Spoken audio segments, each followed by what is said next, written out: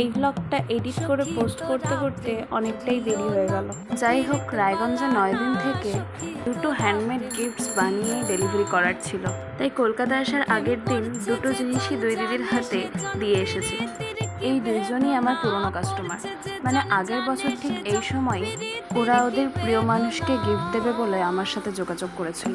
তবে মিনি অ্যালবামটা সুষ্ঠুভাবে দিদির হাতে তুলে দিতে পারলেও এই ক্লাসিক গিফট বক্সটা কাস্টমার তার প্রিয় মানুষের হাতে তুলে দিতে পারেনি। বক্সটা নিয়ে যেতে যেতেই দিদিটা কোনো কারণে এটা হারিয়ে ফেলেছে। তারপর অনেকবার এই একই জিনিস আমাকে আবার বানিয়ে দিতে বললেও আমি তার মনের ইচ্ছা রাখতে পারিনি, কারণ আমার হাতে আর সময় ছিল না। সে এটা গিফট দেওয়া তো দূর, একবারও খুলেও দেখতে পারেনি। যাই হোক, তোমাদের এই হ্যান্ডমেড জিনিসগুলো কেমন লাগলো কমেন্টে জানিও। সন্ধ্যায় খেয়েছিলাম দিদিভাইয়ের আনা এই তন্দুরি চিকেন আর ক্রিস্পি চিকেন। খেতে কিন্তু ছিল দুর্দান্ত।